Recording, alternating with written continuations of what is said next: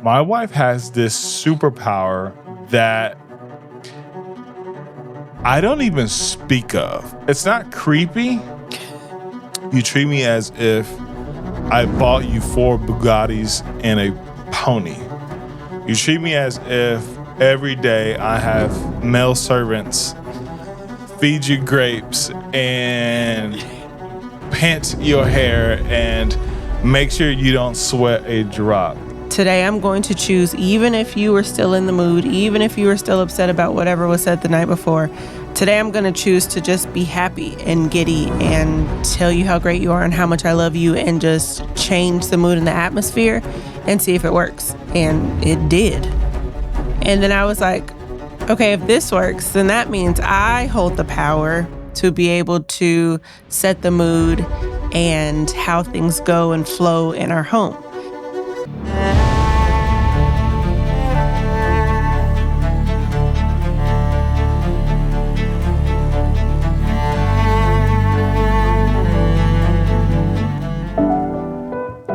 Hey guys, welcome back to Married to Marriage. I am your host and husband, Antoine. And I'm Kaila. You getting sick and tired of that already? You know, it's getting there. I'll let it go a couple more shows and I'll stop, I promise. Yeah, right. It's just, they need to know who I am in the show. Anyway, we had a great evening out. We just had date night tonight. It's Friday. It is. And we got to get away and get some food, drop off the kids to me time. Yep. If you don't have a me time in your city, get one. It's pretty dope.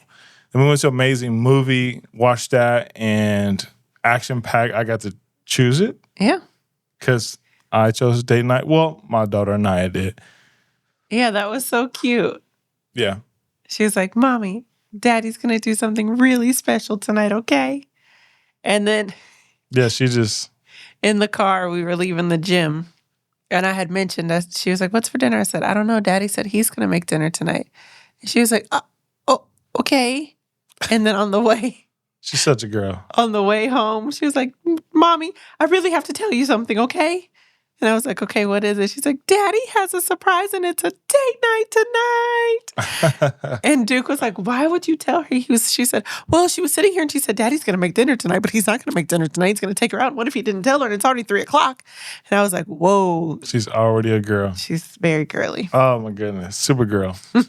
Well, I'm excited. And this is Friday night, but we've done at least 10 podcasts. Yeah. We're going to release them every Friday. Every Friday. We released one today. Yes, we did. Crazy. We busted out 10 of these in like 4 days. Yeah. Just getting into the groove. You didn't have to do one tonight. I made you do one. You already sure had your did. makeup and hair done. know. And I was like, you know what? You already camera ready. Let's do this. I was ready to snuggle and watch the first movie to the part 2 of what we watched. The Accountant 2? Yeah. That movie was cold. I love it. It was great. But we hadn't seen The Accountant 1. Yeah. So we were going to watch it tonight. Yeah. And he tricked me into doing a podcast. She's just so great at this. My wife, I watch all these back. I'm like, who's this joker? Why am I talking? Whatever. You sound so brilliant, so elegant, and I'm just so excited to watch and hear you back. Even though I know you kind of don't want to be doing this, but you're doing it. I'm doing it. Out of the vision for our family and for all you guys out there. Yeah. So I don't want to waste our time anymore tonight. I did have a couple questions and a couple of thoughts that I think every wife, mom, soon to be, should know, because I have a special perk that I know 99% men are not getting in their marriage. My wife has this superpower that I don't even speak of. Literally, it's like a movie. You know, the people in the movie who know the people with the superpower and they can't tell everybody. They got to keep it a secret. I'm like that. Like when I'm listening to other people's marriages, I'm like watching them and they talking about this and like that. Of course, we go through the normal stuff. Of course. But our texture and flavor is a little bit different. I think a lot of that has to do with my wife and how she connects with me and my sons and my family. But primarily with me, it's not creepy. I learned to accept it. as adoring and as really one of a kind, how genuine and how generous you are with that. I think I created a word called genuous. My wife is very genuous with her nature, and she has this superpower to cheerleader and celebrate her husband all the time. It's insane. The treatment I get, I don't tell anybody else this, because if they knew I had Wonder Woman, everybody would be in my house. But I believe you have something better than Wonder Woman herself, this unique power. And it's not her only power, too. This is one of two. This one, I want her to explain to you guys the value of this and why it's, when you have this superpower as a wife, mom, you can conquer your entire family needs, love language, love tanks, attitudes, bad days, I didn't get the job, any of that with this superpower. You can gain a wealth of value as a wife with this superpower. And then with this other superpower, it's just the cherry on top. I have to let her explain it here in a second. Can you share with all the soon-to-bes, the wives that are in their first couple of years, the wives who's been in it for a little bit and they need to kind of spice and maybe change some things up, even the ones who are probably a little older and like, hey, I'm old dog, you can teach an old dog new tricks. There is a lot of new tricks you can teach an old dog. The dog just has to be willing. Anyway, but you have this amazing, incredible ability that I get to benefit from every day as a mongrel of a husband. I don't think I'm that good. But you treat me as if I'm a king's king. Mm. You treat me as if I bought you 4 Bugattis and a pony. You treat me as if every day I have male servants feed you grapes and pant your hair and make sure you don't sweat a drop. This is the way my wife treats me. It's I think it's above the 31 woman. I think it's the things that the 31 you really can't talk about because they probably really didn't get to see this, to write about it, to know about it. It's this incredible power to cheerlead and to champion and celebrate your husband. The 3 C's there. We own a company called C3. I think you take that to another level. Can you share with us your secrets to success and the ability to cheerlead, champion, and celebrate your husband? It happened a couple years ago where I made the switch. I think it was like, I want to say 2022. Mm-hmm. And we had a disagreement or something. And that night I was like, either I can continue this on and stay in a mood and be upset, or I can make the switch to change my attitude and just see what happens. Mm. And so the next morning when I woke up, I was like, today I'm going to choose, even if you were still in the mood, even if you were still upset about whatever was said the night before, today I'm going to choose to just be happy and giddy and tell you how great you are and how much I love you and just change the mood and the atmosphere and see if it works. And it did. Mm. And then I was like, okay, if this works, then that means I hold the power to be able to set the mood and how things go and flow in our home. Mm. My other thought was, how come women are the only ones that receive the words of affirmation or are told how beautiful we are or are given all of the praise? How come we cannot do that back to our husbands?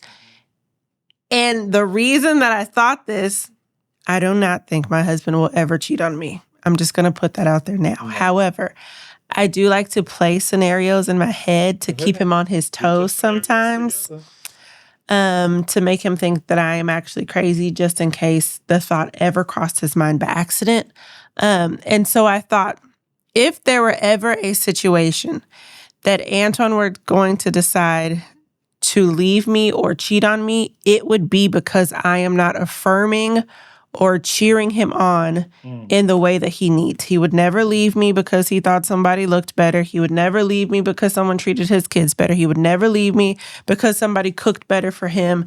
Those things wouldn't happen. However, I do believe that his ear would have been tuned to some other hussy who was telling him, I had to think of a nice Christian word for it. No, you ain't got to be Christian all the time. Who was telling him Christian all the time. Okay. Who was telling him how great he is, how gorgeous he is, how talented he is. And so I said, I'm going to get ahead of that. Why would you not want to hear it from home first? That way, every need that my husband has, I fulfill it. And that way, there is never a time or a chance that some other woman would be able to fill a void in my husband's life, because every void that he could ever have is fulfilled by me. Y'all see how passionate she's getting right now? This is pretty wild. Maritally. I have to say that because this is a Christian podcast and somebody will probably come back and be like, you're not supposed to fulfill all his needs. It's supposed to be him and God and blah, blah, blah. Whoever that is, she ain't got no man. But I'm just saying, maritally, every void, desire, need that he has, I should be the one that's filling it. And there should never be a moment that my husband is out there searching for something that he can get right at home. If I can learn to make his favorite snacks, to cook his favorite meals, to perfect the way he likes his clothes ironed, his clothes washed, to make the bed, how can I not tell him, you look beautiful today? My man needs to hear he look beautiful today sometimes too. All the things that he would normally say to me, I just started saying it back to him as a joke at first. And then I was like, oh, you kind of light up when I tell you I like your cheeks and them jeans. And so it kept going. See, look at you blushing now. Sorry, Mom. Hopefully our moms are not watching this, but if they are. Probably should be. Tell someone else. No, that, and you said it earlier, you found out that it was a power. Yeah. It's a superpower. Because I didn't know how much I actually liked it. Case in point, as a man, whenever I'm out and I'm observing people, and of course I'm going to scan and observe women, I think about, does she do that to her man like that? Like, I don't know why I think that. I'm like, man, my wife does this thing like X, Y, Z. And I just started thinking about it. And there has been moments, even as a husband, as a leader, where you go, can my life ever work with anybody? You know, you think just like, yeah. And I just run down the list. No, she ain't gonna be able to do that. Nah, she ain't gonna be able to do that one. Oh my God. That's crazy, bro. She not. Yeah, she not. And that it's about time I get to number 8. Wow, there's 8. Oh, that's pretty good. There's more, but 8 is like, oh yeah, this is. I see the fit, but I think you were able to create and carve your own name inside of my world. Yeah. With this superpower of being celebratory and cheerleading. This cheerleading thing is crazy. If I don't celebrate you and everything that you do, as even the small things, because here's how I started the celebrating thing, was because Antoine is one, my husband, is one that will be in the moment of something great and be thinking about the next great thing or what could be greater or what could happen next, versus me, who, if we're doing something, I'm going to sit in that moment and celebrate that moment and then move on. Yeah. And I think that's why, again, if you go back to our Opposites podcast, we are very opposite in a lot of ways that help balance each other out. And that's one of the ways, is because I'm going to sit there and I'm going to celebrate. I was very celebrated as a child. My parents made sure to celebrate us. My mom celebrated the small things in our life like that.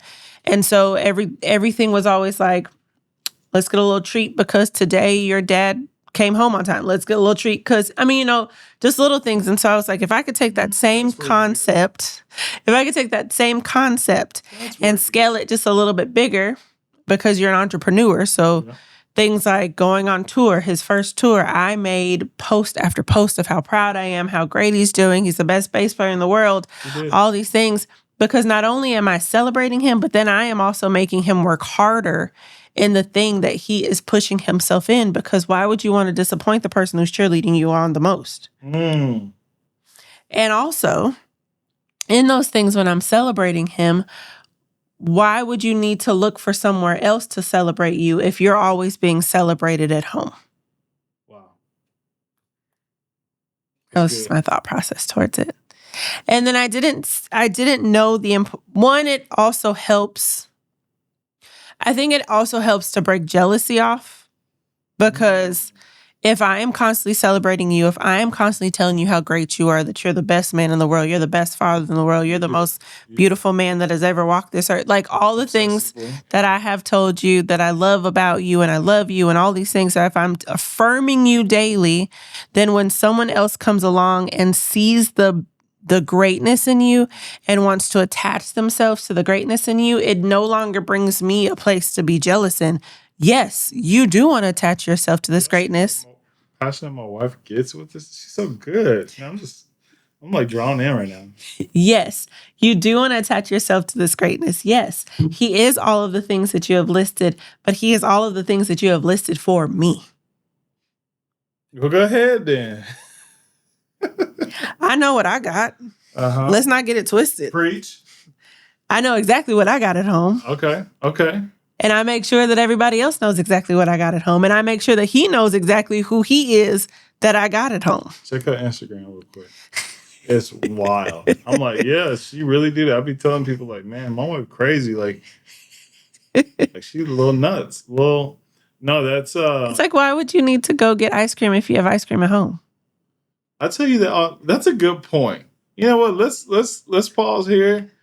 I don't have two good points. I don't have any ice cream at home right now. I'm just saying, if you wanted to run out right now and get us some ice cream before this movie started, it wouldn't be a problem because I didn't buy any at the store today. My wife likes to go out. I do. When we have food at home. That's another. No, I just said ice cream. I just said dessert. I'm gonna let you have your spotlight. Just said dessert. No, I think I was gonna say thank you, Holy Spirit, for giving that back to me. When I'm out, and I don't get hit on often at and maybe I'm just, if I am, I'm not even paying attention to it. Mm-hmm. But I know I don't. But what I can tell is, one, people watch how my family treats me, specifically how my wife treats me. Mm. I think you kind of size up other women in their lives of how to treat a husband.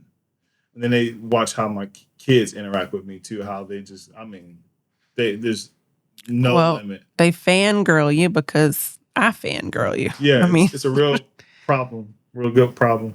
But the other thing, I think just like this, I wouldn't say anointing. I would probably say more so like a glow or halo or aura that you kind of probably set around me to where maybe I walk a little bit more confident. Yeah, you do. A little bit more happy. Yeah, you are. You think that's why? Yeah. You think you causing that? I am. Bringing that confidence to you, baby. Just make sure that you know how great you are. Y'all hear this woman? Too cocky right now. Sheesh. Jesus. No, talk about that. Yeah, I mean, if I'm expecting him to tell me how great I am, and that's a need that I have for me, why not set the example of exactly what I need to hear by telling you exactly what I need to hear for you? You look great in that. I know I look great in that. Yes, you do, baby. Yeah. Because that's what I want him to say. Not that in that moment I'm probably in a robe. Like when he's getting ready to walk out the door, I'm probably in a robe. Like, bye, baby, love you. You look great today. But if I'm expecting him to then be like, hey, babe, you're the greatest wife I've ever had. You're the greatest mother for my children. You did this so wonderfully and beautifully and all these things. Why would I not affirm him in the same ways that I'm needing to be affirmed?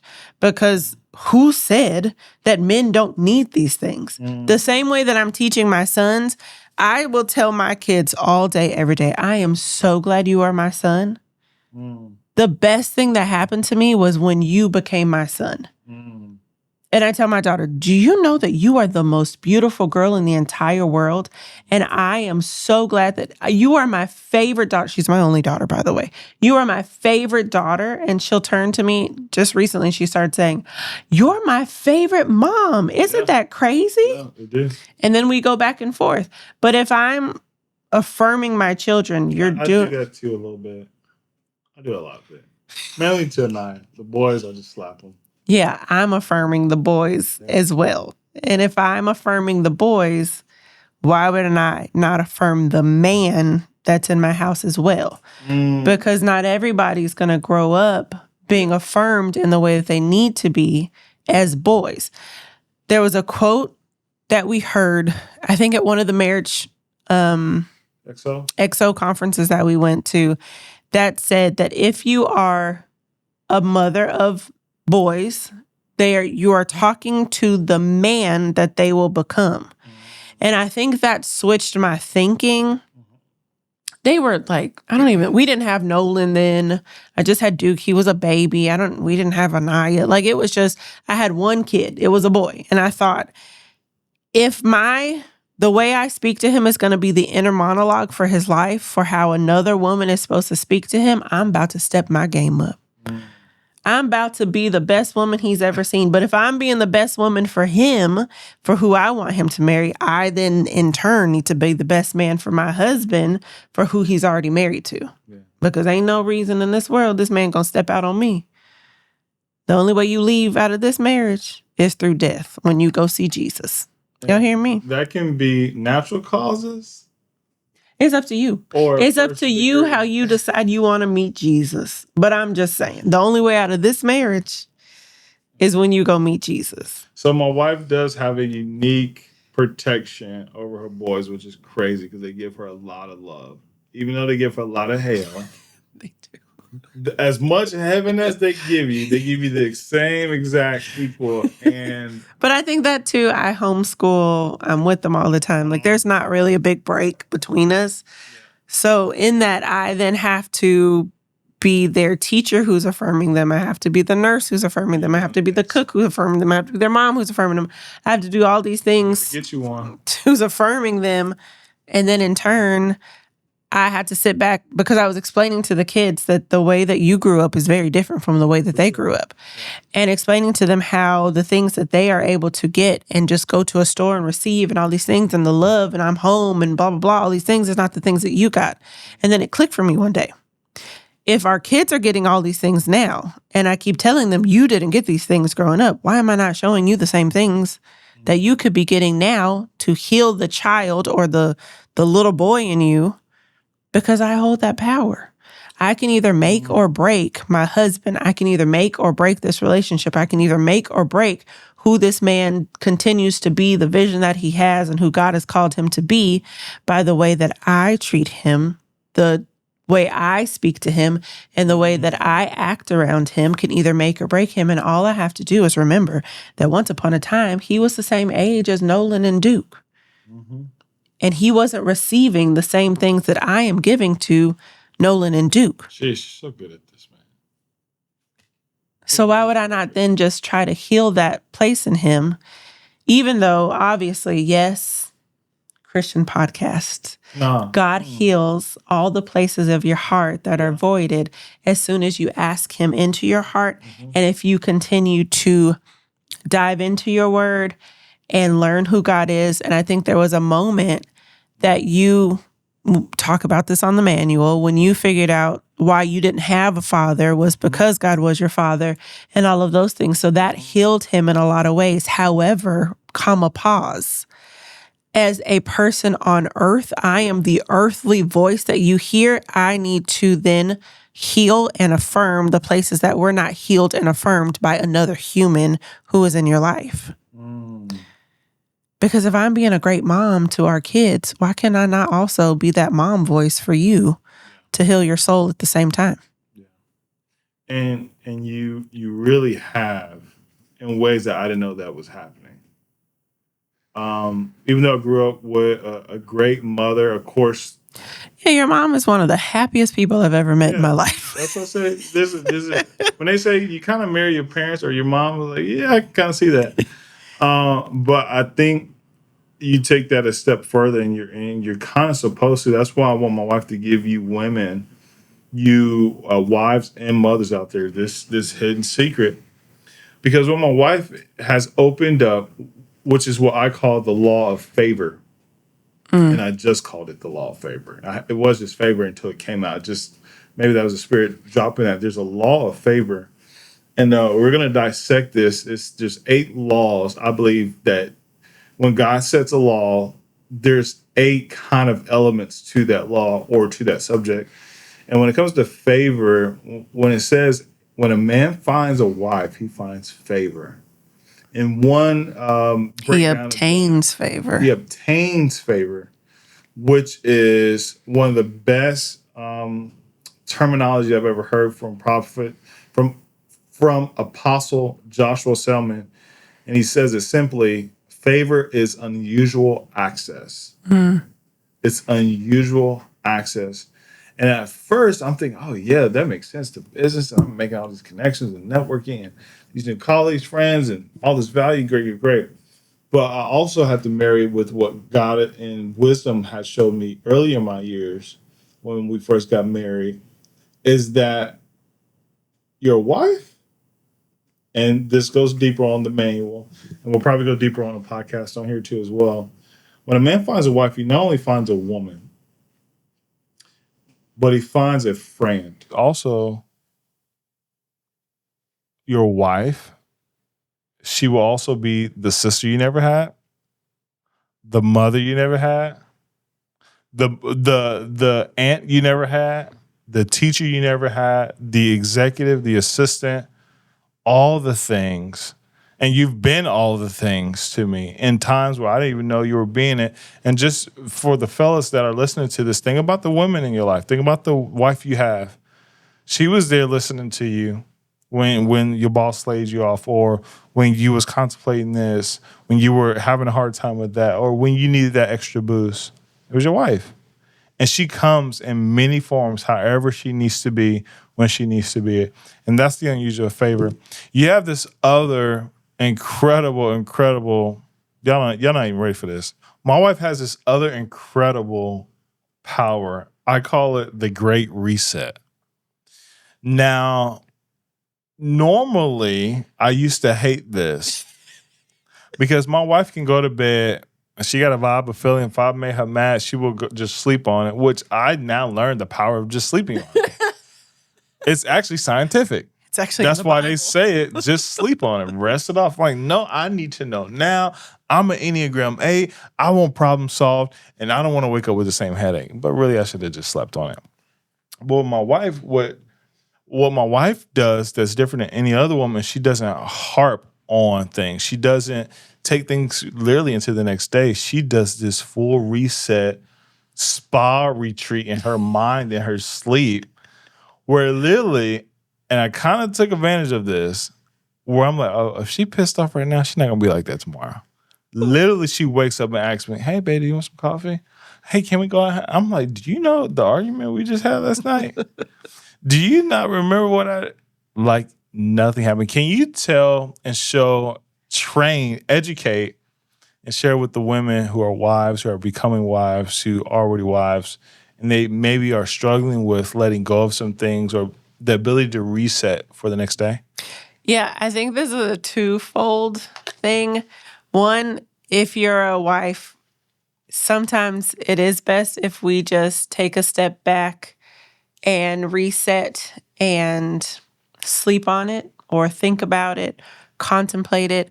But also for the wives who are the lionesses of their homes, who are the Enneagram 8s, who are the more confrontational ones, if you allow your husband to take a step back, to contemplate, to sleep on it, sometimes the things in your marriage can be healed that way also. Because I think that was one of the places that we were having bigger arguments, was that we're very different. we're opposites. And so something that he wants to, it needs to be fixed now. We can't go to bed like this, blah, blah, blah, blah. You got to tell me right now how you feel. What do you think, blah, blah.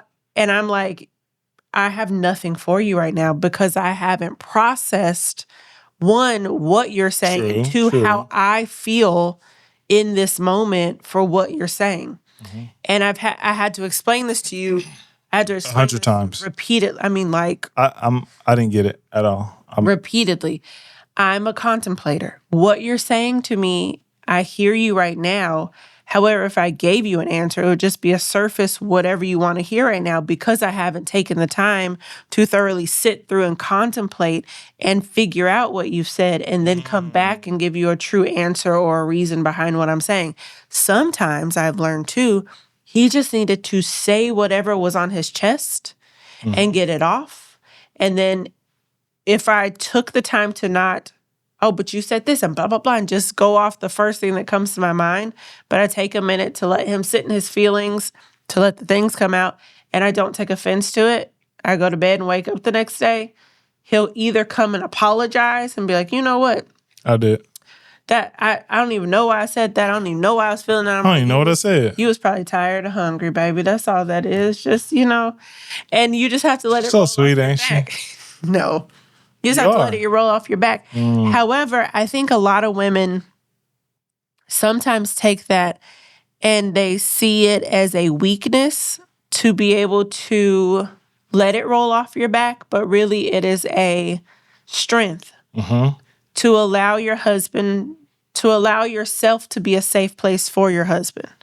Sometimes they need to vent just like we need to vent. Sometimes they need to spill the tea just like we need to spill the tea. Sometimes they have strong feelings about stuff, but allow them to have those strong feelings and then come back and say, you know what? In that moment, I was upset about this, but this is not how I really feel about it. I wasn't mad at you. I was mad at the situation, but it came off towards you. Now, in the manual, though, men, you're going to have to listen to my husband tell you how to apologize to your wife.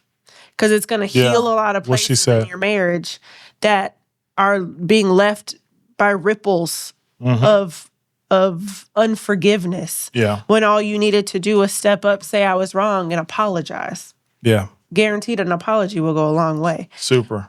However, I did learn that for me in our relationship, most of the time, if I can just go to bed on it and not say anything back, and let my irritation die, either I will see that I was wrong in the situation or he will see that he was wrong in the situation, or we will come together and figure out we were both talking about the same thing. It was just coming out differently because either I was tired, you were tired, I was hungry, you were hungry. I was talking about one thing, but you were misunderstanding. And then when I'm trying to explain myself, you're thinking I'm saying something else and it's still a misunderstanding. But instead of fighting in that moment, we take a step back. And we come together the next day once tempers have gone down, once anger has subsided, once we're no longer overstimulated. Because if you have small kids, more than likely at the end of the day, if you're arguing about something, it's because you're overstimulated, baby. You need a snack and a nap. Come on. You need a minute to not hear nothing from them kids. That's good. That's good. And so a lot of the times taking a nap or going to bed, waking up the next day. And here's the thing that throws you off sometimes. Two things. One, I learned this trick from my mom, okay? My mom will take a step back, and if there's a moment, like a heated argument moment, whatever, I've seen her do it. When I was growing up, she would take a step back, and then they would come together, and she'd be like, okay, what do you want for dinner? Okay, blah, blah, blah. Like, she would move past that moment so that they could get past and continue on to what needed to happen. Because sometimes we'll take an argument and allow it to disrupt our entire life and cause a distraction towards the thing that we were supposed to be doing versus allowing it to be something that we needed to hem up and finish so that we could continue on the road that we were trying to get to. There's always a piece of advice that somebody will give you when you're about to get married, and it's never go to bed angry. Remember that. Okay, that's kind of a lie. There's two parts to this. Yes. Train us. You should probably not go to bed angry over small, stupid things. Sometimes you need to go to bed in that anger because trying to hash it out, nobody's going to get sleep. Because if we go with that concept of never going to bed angry with each other or never going to bed without finishing an argument, are we just staying up all night? Because, baby, we would still be up. I would. If somebody didn't go to sleep, if my wife didn't ignore me, which I didn't know she was processing. You would just think I was shutting down. We're entrepreneurs. We ain't got to be nowhere tomorrow. What we got? What you got? What you thinking? Where you got to go? Go get your nails done? What you got? We would still be up. Well, I heard something very unique, even when you just said it then, is putting that anger to bed. Yeah, you got to. Putting the anger to bed by going to bed. Yeah. You're a smart woman. Sheesh, man. Come on, man. I'm like blown away. I know you were talking about the book called The Great Reset. And I think it was like Love Next Day or something like that. Love is there next day or something like that. Mm-hmm. I can't wait for that to come out. And you really share, even on LovHer, your platform. Yeah, I'm putting you on blast. To go really deep, because I think women, and I'm not in everybody else's business, but I think women have a problem with that. Like I know several women who will look at their man, give them that look. Their husband will roll over and turn over. Well, here's the thing. A lot of it, too, is because the woman then is the one who is leading the argument, is leading the thing that is happening, is the one who has something to get off their chest. Mm-hmm. And the man is the one who needs the time to process and contemplate. Mm-hmm. So sometimes when you think that your husband is ignoring you, now I'm not in everybody's marriage. Your man may just be ignoring you. Yeah, you need to check on that real quick. You need to check on that. He's not saying nothing. He in that basement too long. Or he on that game console too. Okay. Or in your marriage, maybe you are just nagging that man. And it's just a little much and he's just a little over it. There's a fine line between making sure you hear and understand what I'm saying and nagging the crap out of your husband. Yep. The line is pretty thin. That nagging spirit. Mm-hmm. I've tried very hard to get rid of that nagging spirit. You don't nag. Yeah. I tried hard. You don't nag. You don't do some of the stuff that I'm like, it's kind of reverse. I think I do the nagging, complaining, like tidy up, like talkative. I'm that, and I didn't grow up like that. I became like that. And I think I became like this so I could meet you, so I could be opposite enough. You see how that? Anyway, if you're the one in the marriage who has the thing to get off your chest, it's the wife. Allow your husband to contemplate and process. And if he needs to go to sleep, as to not get angry and blow up, because a lot of times we're just thinking about ourselves in an argument or a discussion or a heated conversation, depending on how you talk about it in your house. We're thinking about ourselves and making sure that our point is getting across, that what we have to say is you need to understand what I'm saying. You're not listening to me. You're not understanding. When really a lot of times, if we were to take a step back for a minute and think, oh, that's right, you did work 8 hours today. Come on. Oh, that's right. You did have to go pick up your mom and take her to the hospital, take her to the doctor. You did have to drive a truck around all day. Oh, that's right. You did just come off the road. Consideration. Yeah, we just have to be considerate. I started doing that a lot with you. You did. Of like, oh, wait, you have been just talking to 3 kids all day. You have not had human adult interaction yet. Yeah. Allow me to interact with you first before I bring up something that needs to be discussed. Because a lot of the times, that's where our argument was coming from. I'm coming off of only talking to 3 kids, teaching them, disciplining, having to speak on a certain level. And then here he comes with like adult, real world problems.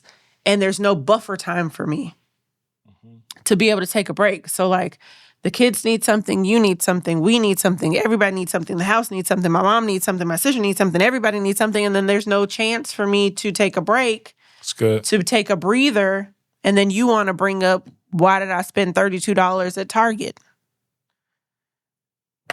I still want to know, but that makes sense.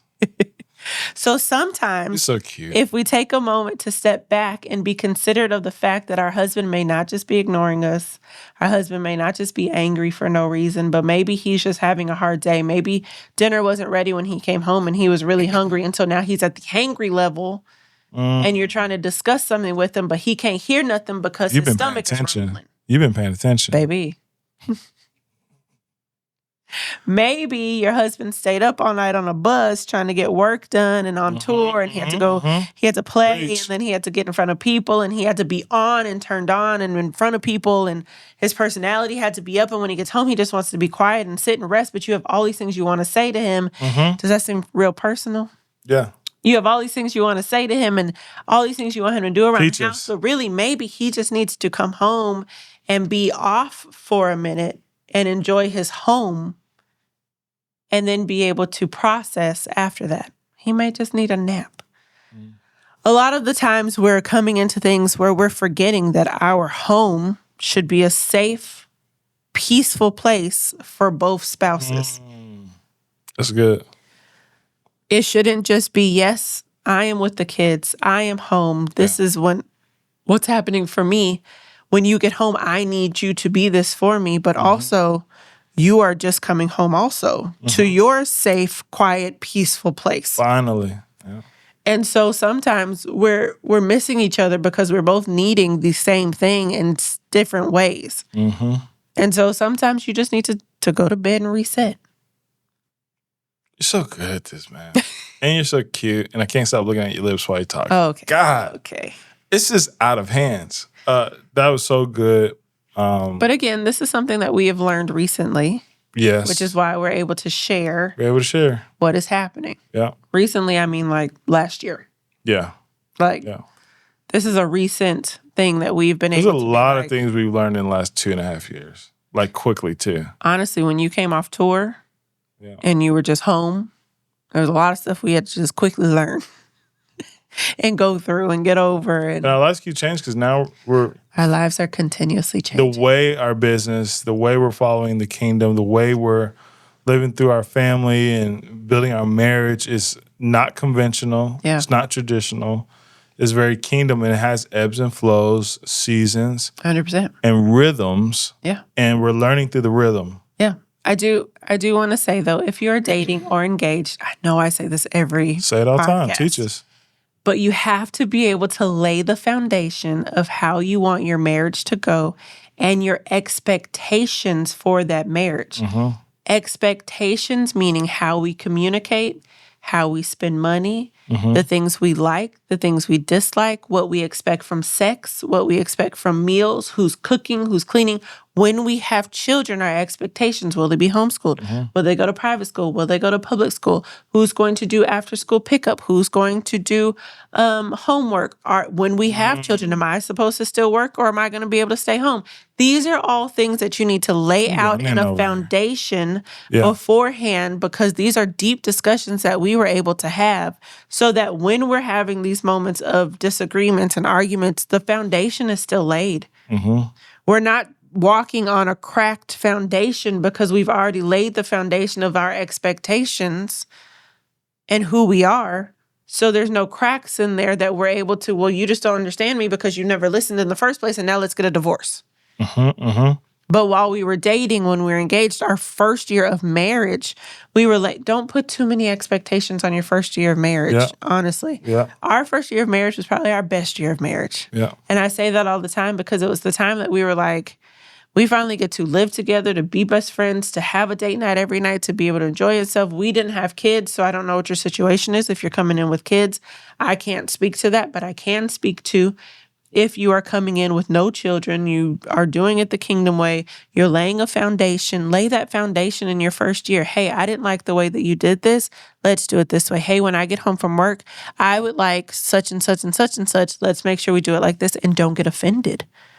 Because if you don't learn what the other person likes, you're not ever going to be able to build a foundation for what it is. But that means speak up in every area. I don't know if our moms are watching. I apologize now. But speaking up in every area even means sexually. I like this. I don't like this. I expect this. I don't expect this. And if you're doing it the kingdom way, when you finally get married, it's going to take you a minute to cross that barrier of like, this is okay. No one's going to get mad at me. I'm not going to hell. Like it, and that's another foundation that you're going to have to build together to where you can have a great spiritual life, physical life, sexual life, mental life, every piece of your married life together as you build that foundation. That's good, babe. Yeah. But we'll go deeper into that on Yeah, another you will. podcast, I'm sure. Yeah, you will. Expectations. Marriage expectations. Marriage expectations. Let's definitely do a podcast on that because we struggled through that. We did. Especially the unmet, uncommunicated. Unheard, unspoken needs. Yeah. And there's some, I think, staple expectations everybody should have too. Yeah, for sure. This has been so good. We're coming off date now. I didn't want to take this much time, but you are just killing and drilling over here. Thank you. I'm proud of you for sharing. Later. Sorry. Yeah, we will. No shame. I think this has been really, really extremely great to share with women, to educate these amazing women who And are wives. and more than partners who are wives. That's more than partners. That's his passion, obviously. Yes, partners just a part. Ooh, did you hear that? Partners just play a part. Partners just play a part. Partnership is a part of marriage, but it is not marriage. It's part of that foundation. Part of the foundation. But the ability to cheerlead, celebrate, and champion your husband on a daily basis somewhere, even if it's not on a daily basis, it's not going to be perfect, but when you can practice it the way you've done it, I think you got so much to show women. Continually do that. Go to her Instagram page. You'll see it. And she's not playing games.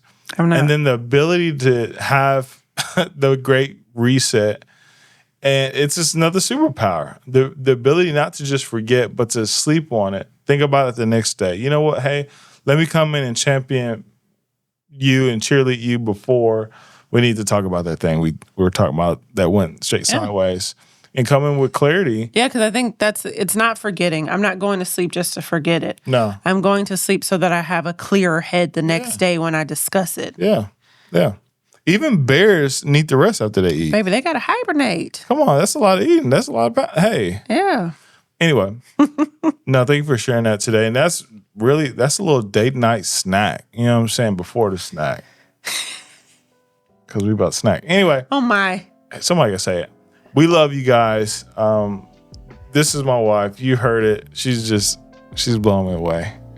This woman's something else, man. You just natural, just honey, just butter. Okay. Just buttered up. Yeah. Anyway, it's time to go, as y'all can see. We love y'all. Peace. This is Married to Marriage.